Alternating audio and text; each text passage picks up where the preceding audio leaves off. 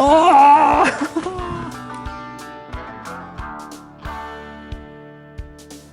今日はもう青空でしょうかな。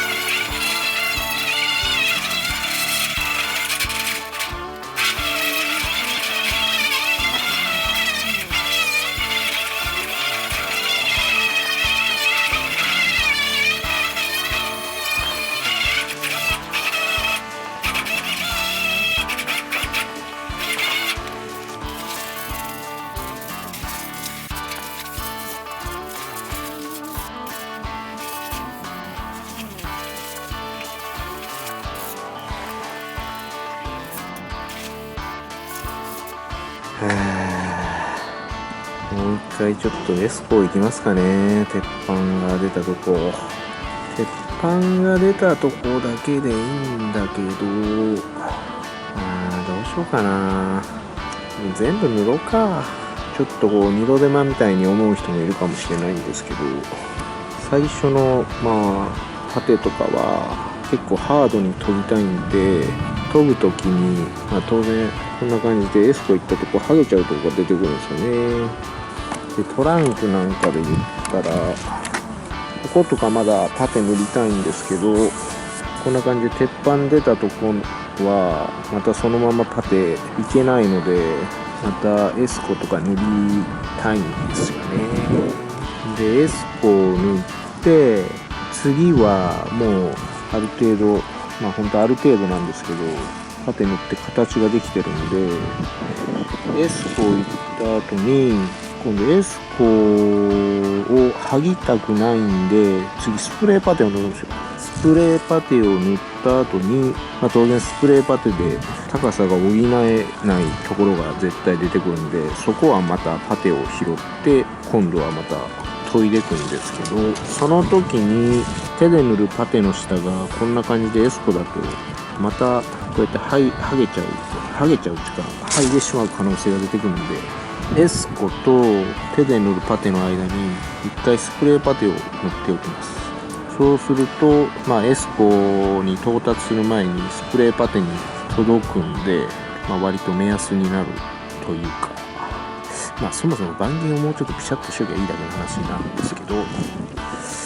なかこんだけ点数が多いと、なかなかそれもなんともかんとも。動画早いとかはわかんないですけど、自分はこんな感じでやってます。なんで、一回エスコを塗って、スプレーパテをいって、今度スプレーパテの状態で一回組みます。組んで、またパテを拾ってパテを研ぐ、現物を合わせてパテを研ぐっていう感じになりますかね。で当然フェンダーのこんなとここうパテ研ぐ時に当然ドアのエッジとかとペーパーが当たったりして端のエスコが絶対剥げやすいんですよね。なるだけそんなんがないようにしたいので、エスコの上にスプレーパテを一回塗るんですけど、そうは言っても絶対こういう感じで出てくるところが出てくるんですよ。そうなった時はまたエスコを塗りましょうかね。先が長いな。とりあえずボンネットと両フェンダーとトランクだけ塗ろうかな。もうドアまたハードだけまた後や。ボンネットはもう補修でいいかな。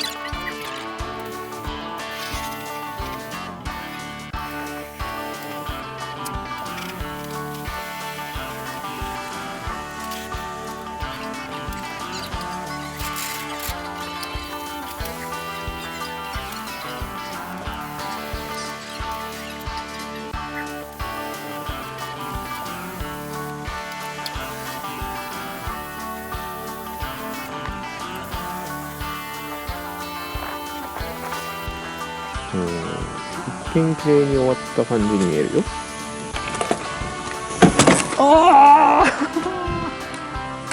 カメラの三脚が当たったやねえかい。